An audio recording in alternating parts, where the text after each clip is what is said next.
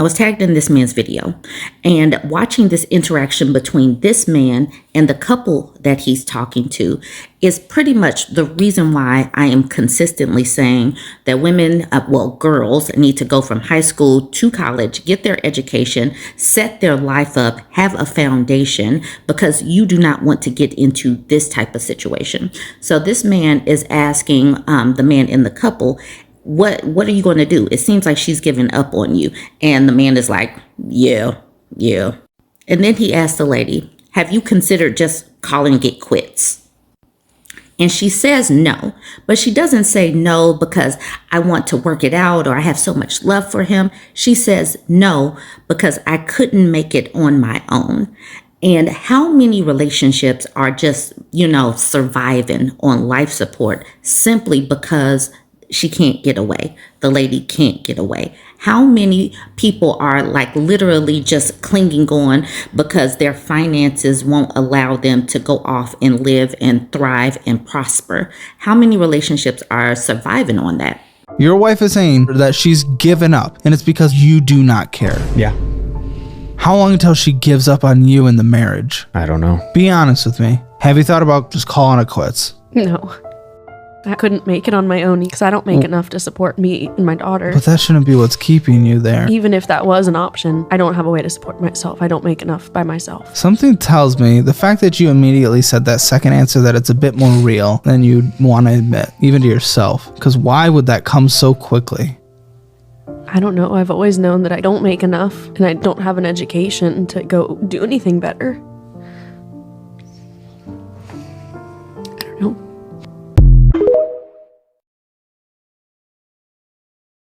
The clips that were shared on TikTok were real short, like 40 seconds, but it says enough and it sums up many of the things that we speak about. She says, I don't have an education. I couldn't make it on my own. I have to support my daughter. And the man is like, yeah. So he knows that he's got her. And so this is one of the reasons why, even when you become a stay-at-home mom or you live in that trad wife type of lifestyle, you need to have an education. You need to have some kind of career that you can fall back on, even if you take a period of time to go off and, raise up children. And in their formative years, you need to be able to keep your certifications active, because you do not want to get to this point where you're miserable because you have no choices. You're miserable because you have no options. And then people like this, they're just like, yeah. They know that you can't go anywhere, that you're essentially a prisoner of a relationship.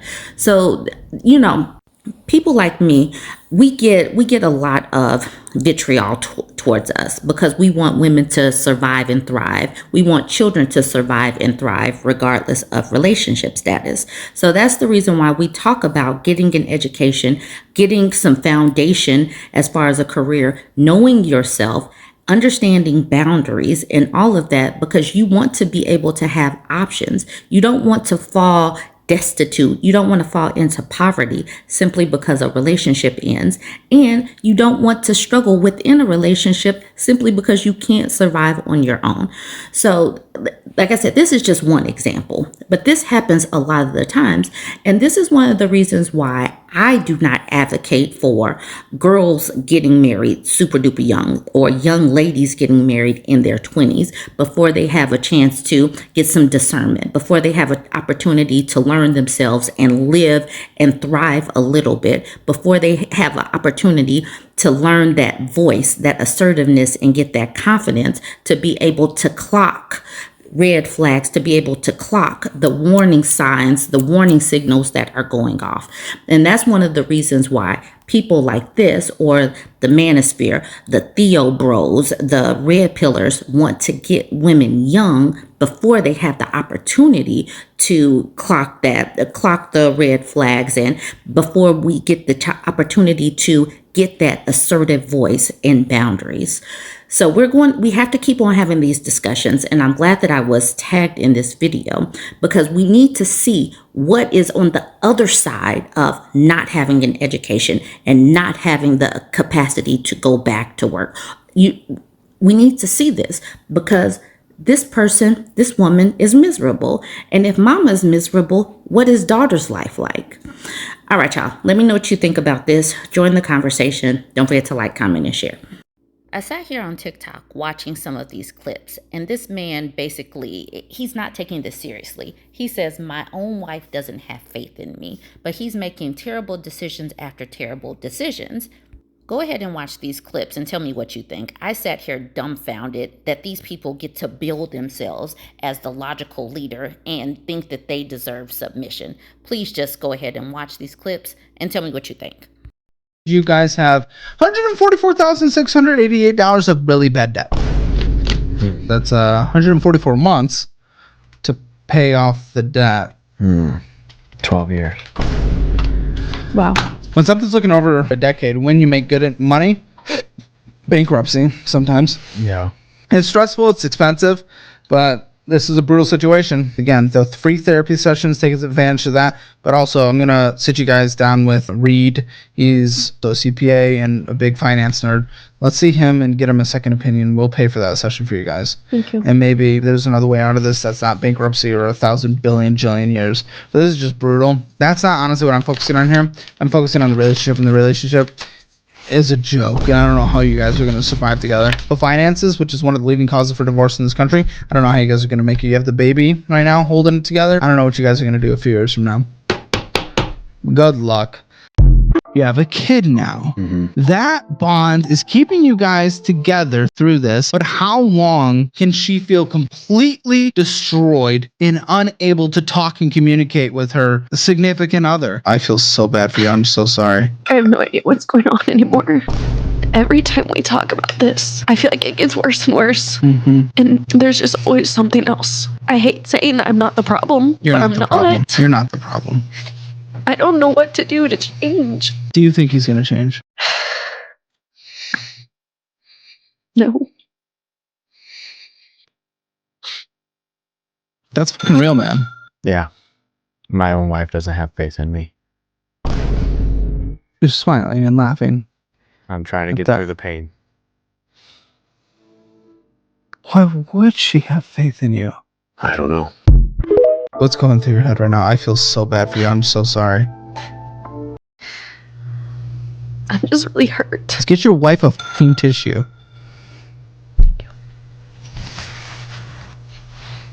Yeah. What happened? And that money I took, I used for our trip to Cabo. You guys have to Cabo. But why would you not just pay it off? Because I wanted money to spend while we were in Cabo. That's when you save money. You don't just... I did save money by not spending it on the truck. That doesn't make any sense. We knew about Cabo for a long time. We could have saved money for that. I saved money for it. The only reason we had any money to spend while we were there was because of me. You didn't save any money, so I used that opportunity to spend money in Cabo. But if you would have just paid it off, then the money that you would have been putting towards your truck would have been that extra spending money. Yeah, but the truck didn't need to be paid off right then. It needed spending money for Cabo. Y'all see how sad and stressed this woman looks. Don't let this be you. Don't let this be your daughter. Please make education and getting a career your focus early in life so you can leave mess when it ends up like this. All right, y'all, tell me what you think about all of those. Okay, so this woman posted in the 2X chromosome subreddit the title, I feel trapped in my relationship with a provider, and that's in quotes. And then the second word here is my boyfriend. How is he a provider and this is your boyfriend? And he's pushing to let him join her apartment lease, a 1-bedroom apartment. But she has provider in the title. Let's get into it and see how this even makes sense. Okay, so she says, my boyfriend is kind of pushing me to let him move in and have him join my 1-bedroom apartment lease. And he doesn't take care of the apartment and pawns chores off on me. Already red flags right there. We've been together for years and always have problems, and he pays half the rent up until this month, where he paid $100 more because my paycheck was shorted by mistake. You do the dishes so much better than me, type of stuff. I'm a man, so I'm a provider, but is paying half. I come home after work until 11:30 p.m. 40 hours a week, and the dishes aren't done, trash everywhere. I have insomnia, so I don't get to sleep until like 5 a.m. And I would be productive at night, but he nags me about how he doesn't like my sleep schedule when it's a medical condition combined with my work schedule. So I lay in bed out of guilt. Then, if I don't wake up at a certain time, he gets upset with me. So still, lots more red flags in this. He's the provider, but she's working all these hours. He doesn't cook or clean, and he is jacking with her sleep. So still, lots of red flags in this fairly short post. All right, so she's having to go to bed at a certain time. She has to wake up at a certain time because of his controlling behavior. And she says, then I struggle to sleep and wake up around 6 a.m. because his alarms because of work. When I fall asleep again and wake up at noon at 12 p.m., which angers him, work is shortly after, so I don't have much time to myself to pursue my hobbies. And no, he will not change after getting on the lease, so that isn't a possibility. Whenever I cry, he angrily says, stop crying, and gets angrier and screams at me. After he said horrible things to me, and I don't know what to do, I feel trapped due to finances. He's had the cops called on him before because of how he yells at me and how he always compares me to other women and hates how I dress. Still more red flags. We only watch shows together and like to go out to eat. And if I bring up my feelings or issues with our relationship, he threatens to not pay rent. It's a weird and complicated issue, and I don't know what to do. Girlies, I'm desperate for advice. He basically hoovered over me to pressure me into emailing the apartment to send him an application to my lease, and I need help. I am exhausted. As I was reading that, I'm sure we could all see the red flags waving. They've been together for a while, and she's talking about she can't get out of this because of finances, but he's sitting up here threatening not to pay rent. He is stressing her out. Her sleep schedule is off. She can't do her own hobbies. This is not what a healthy relationship should look like. And the fact that he's hovering over her is also emotionally abusive. There is nothing productive about this situation, and I am totally sure that they were saying that in the comments section. But as I was reading that, I hope that you clocked all of the red flags that were waving. You probably felt the wind as they were waving in front of our face. Anyway, so drop all the red flags that you saw, and I'm going to check out some of these comments. Mander says, it sounds like he keeps you sleep deprived, stressed, and constantly on edge, so you're too mentally and physically exhausted to leave him. That is a great point. That sleep deprivation, that stress, it keeps you from making good decisions. You're in survival mode. You just don't want to argue anymore. You're tired. This is not a good way to have a lasting relationship. Martha Gale says, my ex-husband did that. I jokingly tell people I got divorced over snoring, but the truth is he didn't address it because it kept me awake. I tried to sleep on the couch, but he'd guilt me or get mad at me, and I didn't have a spine yet, so I stayed in bed. Sometimes he'd go out with friends and come in at 3 a.m., and because he wasn't there snoring, I'd be sound asleep. So he'd wake me up on purpose and often demand sex. I woke up at 5 a.m. for work. I was constantly exhausted, and for sure too exhausted to fight back with him on anything. I was too exhausted to keep going to school. I was too exhausted to look for a better job. He just had me there, being a hazy bang maid and paying most of the bills because his job paid less, and he would just buy expensive all the time. I didn't tell people about it for years until I finally broke down to my mom and she helped me leave him. After that, several of my friends said they hated the way he treated me. Why didn't y'all say it then? I don't know that I would have received it well, but damn, don't let your friends suffer. What do you think about this paragraph right here? She acknowledges that she wouldn't have received their words had they even brought it to her. But also she says, don't let your friends suffer. So if you acknowledge that you would have just stayed and that their words would have fallen on deaf ears, why are you holding them accountable for things that you wouldn't have even listened to? How do you feel about that? Go ahead and drop the comments on that part right there. Helpful Hour says, respectfully, I disagree with the expectation that your friends should tell you how they feel about your abusive partner. Unless they flat out lied and sang his praises, they did nothing wrong. Most people who are in relationships with shitty people don't want to hear such opinions until they've reached rock bottom. They get defensive. They pull away. They tell their spouses, who then make it their mission to isolate them from the honest friend. Often, family and friends try to say something in a roundabout way. So if you think really hard, you might realize that your friends did indeed try. They just didn't want to offend you or push you away by being too direct. Probably what happened, but she would have to sit down and really kind of reflect on if she did listen to her friend, if she was a good friend. And she probably wasn't a good friend because she wasn't even taking care of herself. So she probably didn't have the mental clarity to even accept any of their words, even if they said anything. I like this comment from Ira Sarah. She says, in my experience, it's usually better to say, oh, he did X? Huh, that sounds rough. Not very kind to you, or something like that, and then leave it hanging for a few seconds at most before changing the subject if I get the impression they don't want to say more about it and want to leave space to vent some more if needed. It plants a seed. I find it helpful in general too. Sometimes people grow up one way and don't realize there are other options. So a gentle reminder that it's perfectly okay for them to not like mushrooms or whatever tends to help, and not like whatever. It does not have to be mushrooms. Mushrooms is kind of an interesting example, or whatever tends to help. The main trick is to make it a very, very small deal, but still very much acknowledge it.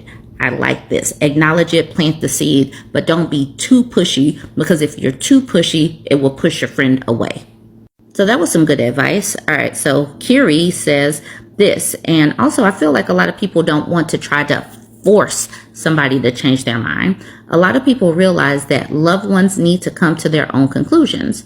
I had a similar thing happen when I was in a relationship with someone who sucked. Some of my friends didn't seem to like my ex very much, but they wouldn't tell me why until after we broke up. But also, yeah, a lot of people who are being abused are deep in delulu and will not truly understand that their abuser sucks, even if on some level they understand that they're being mistreated. Sometimes they'll even attack you if you try to point out the ways that they're being mistreated, or if you agree with their complaints whenever they're complaining about being abused. LOL. I had this happen to me once with a woman who was literally complaining about how her husband had been hiding her medication and cheating on her. I told her that her husband seemed like a creep and she should look into divorcing him if she can, and she suddenly got really mad at me because she didn't like other people criticizing him.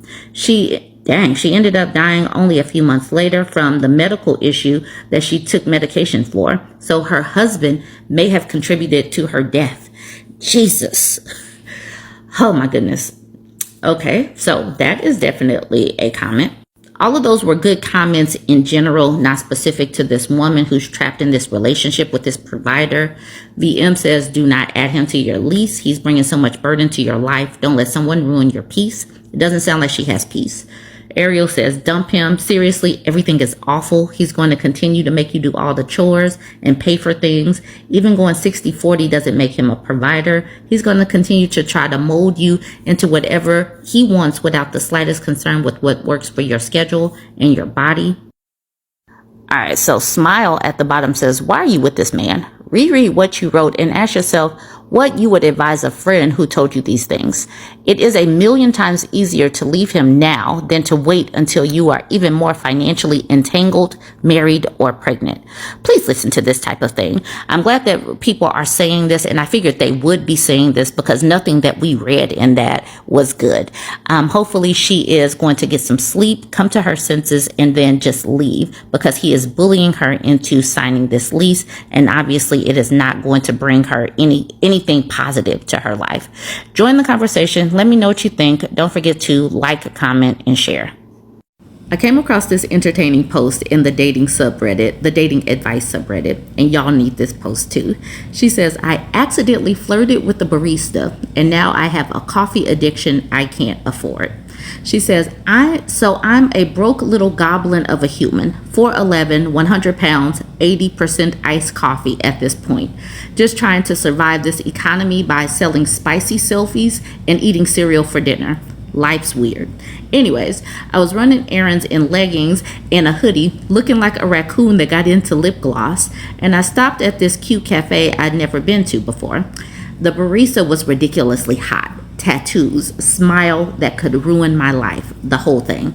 He says, "Hey, what can I get started for you today?" And my brain malfunctions and I blurt out, "You." I said you. Instant regret. Immediate internal combustion. But he laughed and said, "Bold choice. I'm flattered." I wanted to die, but also, he made me the best vanilla oat latte I've ever had. It was creamy and just the right amount of sweet. And he even drew a little heart in the foam, like he knew I needed validation in the form of dairy alternatives. Now here's the problem. I've been back there 4 times this week. I'm broke. I have oat milk shame. I don't even know if he remembers me or if he just flirts for tips, but I'm emotionally attached to this $7 beverage and his charming ruin your day grin. Someone send help or a coffee fund. Please tell me that that was not enjoyable, that was not entertaining. I don't know if this is real life. It probably is. She probably is going back for that $7 oat milk latte and that man's smile. And that man is probably sitting up there smiling at every other woman that comes in there. But she says she's 4'11", 100 pounds, and 80% iced coffee. So automatically, she's my type of lady. But spending $7 on an expensive habit, that's not my idea of how you handle things, especially if you're eating cereal for breakfast. I actually commented on this. I said, okay, I laughed. I hope we were supposed to. We all need this type of story. And then I say, please break that addiction, though, if your bank account can't handle it. All right, so let's look at the rest of these people. Everybody else enjoyed this. It's not that many comments on it. It's just 65 comments, but everybody was seeming to enjoy this post. This person says, I literally laughed some of my butt off. Just my opinion. Just go in next time and talk to him. Ask him out. It's a win-win for you. If he says no, you save money. If he says yes, you don't have to buy $7 coffees to see him anymore.